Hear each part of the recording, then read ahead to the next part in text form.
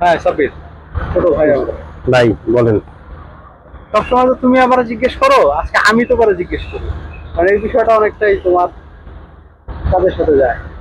এই যে নদীতে শয়ে শয়ে বলবো না, হাজারে হাজারে বলগেট বা এই যে বালি, যে ব্যবসা হোয়াট এভার ইট ইজ, বা এই যে নদী শাসন যে বিষয়টা, এটা নিয়ে একটু ব্রিফলি কিছু একটা বলবো। বা আমাদের কি করণীয় বা কি করতে পারি, কি করা উচিত।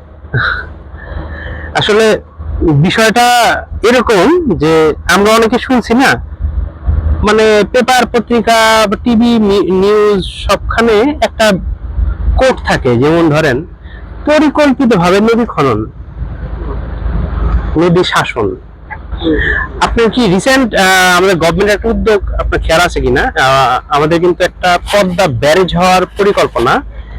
সাধারণত আমাদের প্রত্যেক বছর যে ফারাক্কা বাঁধের কারণে সৃষ্ট বন্যা বা শুষ্ক মৌসুমে যে পানি আমরা পাই না, তাদের একটা ব্যারেজ নির্মাণ করবে। হ্যাঁ, তো তো আমরা মূল প্রশ্নে আসি, সেটা হচ্ছে হলো যে পরিকল্পিত নদী খনন আসলে কি, আর আমরা এখন আসলে যে সিচুয়েশনে দাঁড়িয়ে আছি আমরা আসলে কি দেখতে পাচ্ছি। পরিকল্পিত বলতে বিজ্ঞানসম্মতভাবে নদী খনন, আপনাকে নদীর গতিপথ বা ভবিষ্যতে নদী কোন দিকে বাঁক নিতে পারে, বা নদীর স্রোত, কারেন্ট, বায়ু, সমস্ত কিছু বিবেচনা করে হচ্ছে হলো এই নদী গবেষকরা একটা নির্দিষ্ট জায়গা দেখায় দেয় গভর্নমেন্টকে বা ওই কর্তৃপক্ষকে, যে আমাদের বছরে এই সব জায়গা হচ্ছে চর পড়ে যাচ্ছে, এই জায়গায় যদি আমরা বালিটা সরিয়ে নেই বা এই জায়গাটা যদি খনন করি, এখানে ভবিষ্যতের জন্য পানি রিজার্ভ থাকবে, যেটা আমাদের কৃষিকাজ বা মৎস্য প্রজননের জন্য কাজে লাগবে। তো তো এই ক্ষেত্রে আর আমাদের বর্তমান সিচুয়েশনটা এখন যদি বলি, সেটা হচ্ছে হলো পানি গবেষক বা এই নদী গবেষকরা যারা, তারা এই উদ্যোগটা নেন, কিন্তু সমস্যাটা বাধে এক্সিকিউশনের জন্য। যে কারণ এক্সিকিউশনটা করা হয় হচ্ছে হলো লোকাল যারা নদীর বালি যারা কাটেন বা ঠিকাদার, তাদেরকে আসলে প্রপারলি জানা বোঝা বা যে জায়গাটা দেখিয়ে দেয় কাটা আসলে অবৈধ, সেখানে আসলে কাটলে তাদের প্রকৃত লাভ বা লভ্যাংশ থেকে বঞ্চিত হয়। সো অনেক ক্ষেত্রে হয় কি, আমাদের বাংলাদেশে ম্যাক্সিমাম নদী ভাঙন যে প্রবলেমটা, এই প্রবলেমটা আসলে এই নদী খনন দিয়ে আসলে এই প্রবলেমটা আসলে ওভারকাম করার কথা ছিল, কিন্তু হয়েছে হলো বিপরীত। কিছু কিছু জায়গায় আমরা কঠিন জায়গা, যে জায়গাটা আসলে অ্যাকচুয়ালি আমাদের খননটা করা দরকার বা ড্রেজিংটা করা দরকার, ওই জায়গার বালিটা বা মাটিটা সরিয়ে নেওয়া উচিত, আমরা ম্যাক্সিমাম ক্ষেত্রে ওই জায়গাটা আমরা করি না, because of this.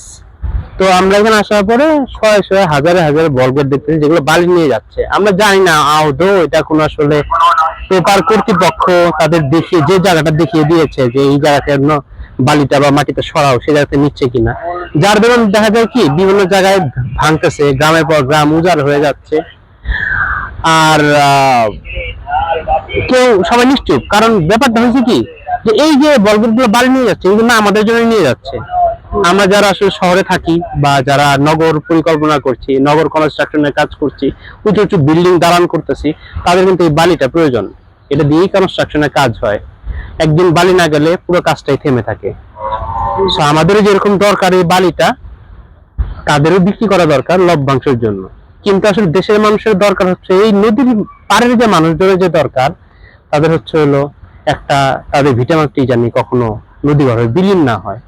So lack of this concern, আমরা যে জায়গাটা নদী খনন করা দরকার সেই জায়গাটা না খনন করে আমরা এমন জায়গা থেকে মাটি সরাচ্ছি যার দরুন আমরা নিজেরাই আলটিমেটলি হচ্ছি। আলটিমেটলি যারা ঘর বাড়ি শূন্য হচ্ছে, তারা হয়তো আমাদের শহরের দিকে চলে যাচ্ছে, বা তারা এই জায়গাটায় থাকতে ভরসা পাচ্ছে না, নতুন প্রজন্মকে তারা এখানে রাখতে চাচ্ছে না, যার দরুন আমাদের শহরগুলো হচ্ছে হলো জনসংখ্যা যেটুকু থাকা উচিত তার থেকে বেড়ে যাচ্ছে।